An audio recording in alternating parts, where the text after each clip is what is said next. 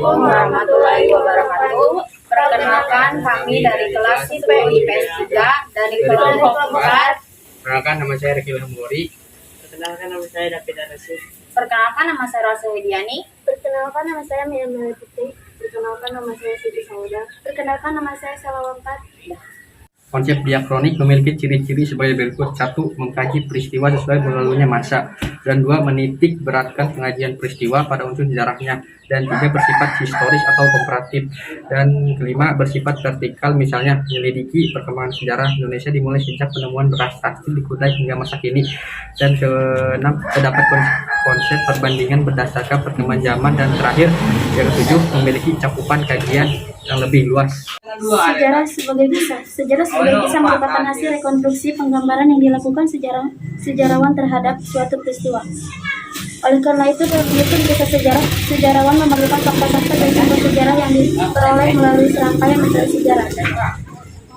Interpretasi terhadap sejarah sebagai kisah melalui video, foto, buku, dan media massa dapat diketahui terjadinya sebagai peristiwa. Faktor-faktor yang menyebabkan perbedaan interpretasi sejarawan dalam memandang suatu peristiwa. 1. Kepentingan. Pada waktu menentukan kisah sejarah, sejarawan memiliki kepentingan yang bersifat pribadi atau kelompok. 2. Kelompok budaya. Adanya perbedaan latar belakang dan kelompok sosial turut menyebabkan perbedaan dalam penulisan sejarah. 3. Perbendaharaan pengetahuan. Pengetahuan yang dimiliki oleh sejarawan akan mengaruhi kisah sejarah. 4. Kemampuan berbahasa. Seorang penulis atau sejarawan harus mampu menghidupkan masa lalu dalam cerita atau kisah yang ditulis ataupun dituturkannya. 5. Nilai-nilai. Nilai-nilai yang dimiliki sejarawan akan memengaruhi penuturan kisah sejarah. Jenis-jenis sejarah sebagai kisah. 1. Sejarah politik. Menurut Sir John Searle, sejak kemunculan ilmu sejarah, tema-tema politik senantiasa menjadi perhatian utama. Yang gagal dibuang aja ya. Ya. Jenis 1. Jenis sejarah sebagai kisah. Sejarah politik. Menurut Sir John Searle, sejak kemunculan ilmu sejarah, tema-tema politik senantiasa menjadi perhatian utama. 2. Sejarah ekonomi. Dalam ilmu sejarah, kajian ekonomi dapat difokuskan pada periode kolonial Belanda, karena periode tersebut berpengaruh besar dalam perekonomian Indonesia pada periode selanjutnya. Tema tersebut meliputi jenis tanaman yang diwajibkan untuk ditanam. Sudah. Sejarah sosial. Cakupan sejarah sosial meliputi masalah yang berhubungan dengan perubahan sosial, tata nilai, agama, dan tradisi kebudayaan yang turut berpengaruh terhadap timbulnya masalah sosial. Ada kudemas.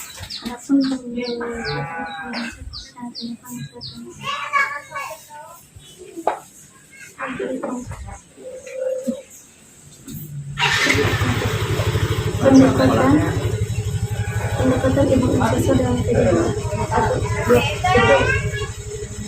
Pendekatan ilmu sosial dalam kajian sejarah. Sejarah pemikiran intelektual. Sejarah pemikiran mencakup studi tentang pemikiran-pemikiran besar yang memengaruhi masyarakat lapisan bawah pada suatu masa. Sejarah kebudayaan. Kajian sejarah kebudayaan pada umumnya difokuskan pada kehidupan bangsawan lengkap dengan simbol dan statusnya. 6. Sejarah teknologi. Melalui kajian sejarah teknologi dapat diketahui perkembangan teknologi komunikasi. 7. Sejarah perdesaan. Dalam bukunya yang berjudul Metodologi Sejarah, Kunto Wijaya menjelaskan bahwa sejarah perdesaan adalah kajian sejarah yang secara khusus meneliti desa, masyarakat, petani, dan kegiatan pertanian. Sejarah sebagai seni. Unsur sejarah sebagai seni. Dalam penulisan sejarah dihubungkan dengan cara merekonstruksi dalam penulisan sejarah itu sendiri. Sejarah dikatakan sebagai seni karena seorang sejarawan membutuhkan intuisi, imajinasi, emosi, dan gaya bahasa dalam menulis sejarah. Dalam proses penelitiannya, sumber sejarah bersifat ilmiah, tetapi dalam cara penulisannya sejarah bersifat seni. Menurut Profesor Charles, sejarah sebagai disiplin ilmu dan juga sebagai seni tidak dapat dipisahkan serta saling melengkapi. 1. Intuisi. Sejarah memerlukan intuisi dalam ilham, yaitu pemahaman langsung dan insting selama masa penelitian berlangsung. Intuisi berguna bagi sejarah untuk memahami peristiwa sejarah dengan naluri selama melakukan rekonstruksi. Sejarawan menggunakan intuisi untuk memutuskan langkah yang akan dilakukan. Untuk mendapatkan intuisi, seorang sejarawan harus bekerja keras menganalisis data-data sejarah yang sudah diperoleh. 2. Imajinasi. Selain intuisi, seorang sejarah juga memerlukan imajinasi dalam menuliskan sebuah peristiwa sejarah. Seorang sejarawan diharapkan dapat membayangkan apa yang sedang terjadi, dan apa yang terjadi setelahnya. 3. Emosi. Dalam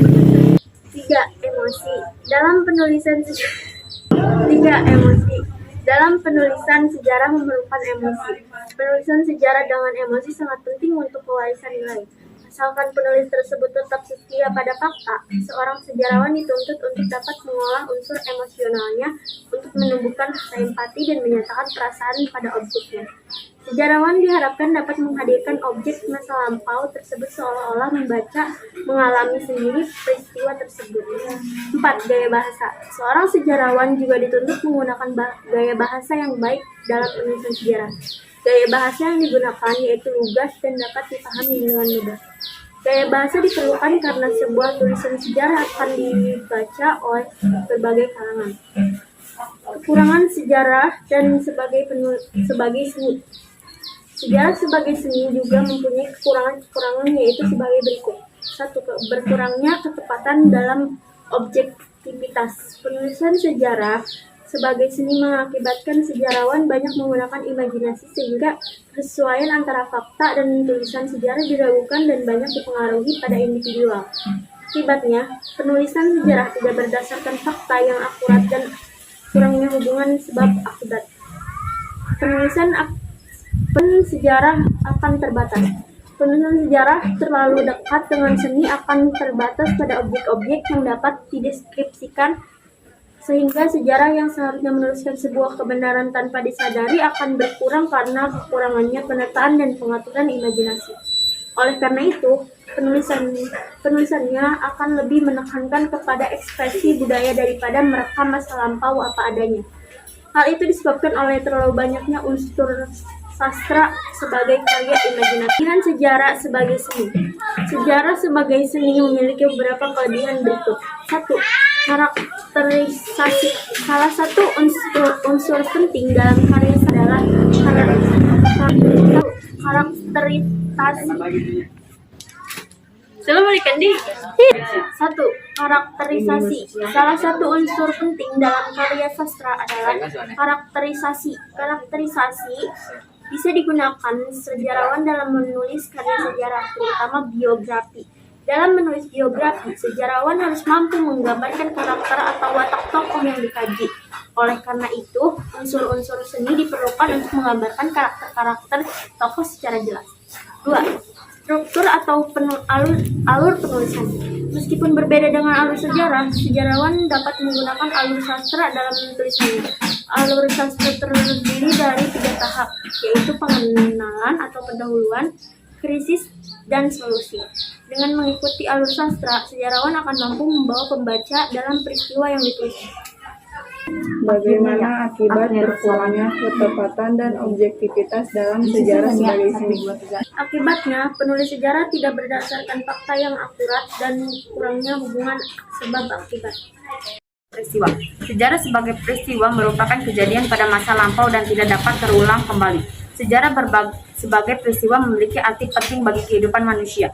Syarat sejarah sebagai peristiwa. Menurut Moh Ali dalam bukunya yang berjudul Pengantar Ilmu Sejarah Indonesia, sejarah sebagai peristiwa adalah kejadian, kenyataan, dan aktualisasi yang sebenarnya telah terjadi atau berlangsung pada masa lampau. 1. Objektif. Objektif artinya sebuah peristiwa didukung oleh fakta sejarah yang dapat menunjukkan bahwa peristiwa tersebut benar-benar terjadi. 2. Unik. Unik artinya tidak ada peristiwa lain yang sama dengan peristiwa yang terjadi pada waktu itu. 3. Penting. Penting artinya setiap peristiwa memiliki arti penting dalam perkembangan ilmu pengetahuan serta kehidupan berbangsa dan bermasyarakat. Ciri-ciri sejarah sebagai peristiwa. Sejarah merupakan proses rekonstruksi peristiwa yang terjadi pada masa lampau. Berikut ciri-ciri yang dimiliki sejarah sebagai sebuah peristiwa. 1. Abadi.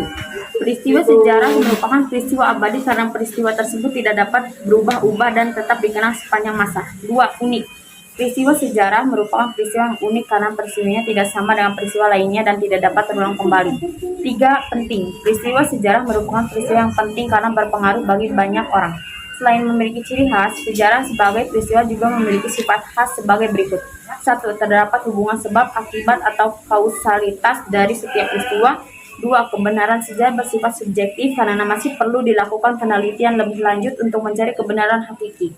3. Sengaja peristiwa dan aktivitas yang terjadi pada masa lalu dilukiskan berdasarkan urutan waktu atau kronologis. Konsep berpikir sinkronik memandang kehidupan masyarakat sebagai sebuah sistem yang terstruktur dan saling berkaitan di antara unit yang ada. B. Menguraikan kehidupan masyarakat secara deskriptif dengan menjelaskan bagian per bagian. C. Kerangka berpikir sinkronik mengamati kehidupan sosial secara luas berdimensi ruang. D. Menjelaskan struktur dan fungsi dari setiap unit dalam kondisi statis. E. Digunakan oleh ilmu sosial seperti geografi, sosiologi, politik, ekonomi, antropologi, dan arkeologi. Sinkronik atau bisa disebut ilmu sosial. Dalam buku berjudul Penjelasan Sejarah, Kunto Wijoyo menjelaskan bahwa konsep sinkronik mengutamakan penggambaran yang meluas dalam ruang dan tidak terlalu memikirkan dimensi waktu. Model sinkronik sering digunakan dalam ilmu sosial, seperti sosiologi, politik, ekonomi, agama, dan antropologi. Menurut Sartono Kardodirjo, ilmu sosial telah mengalami perkembangan pesat sehingga dapat menyediakan teori dan konsep yang berguna bagi analisis sejarah. Ilmu sejarah saat ini tidak hanya terbatas pada kajian informatif tentang apa, siapa, kapan, di mana, dan bagaimana. Sejarah telah berkembang menjadi ilmu yang mempelajari struktur masyarakat, pola perilaku, serta proses lain dalam berbagai bidang. Pembelajaran tersebut hanya dapat dicapai dengan bantuan analisis ilmu lain. Berikut aspek-aspek yang perlu dicermati dalam berpikir sinkronik. A. Konsep berpikir sinkronik memandang kehidupan masyarakat sebagai sebuah sistem yang terstruktur dan saling berkaitan di antara unit yang ada. D. Menguraikan kehidupan masyarakat secara deskriptif dengan menjelaskan bagian per bagian. C. Kerangka berpikir sinkronik mengamati kehidupan sosial secara luas berdimensi ruang. D. Menjelaskan struktur dan fungsi dari setiap unit dalam kondisi statis. E. Digunakan oleh ilmu sosial secara geografi, sosiologi, politik, ekonomi, antropologi, dan arkeologi.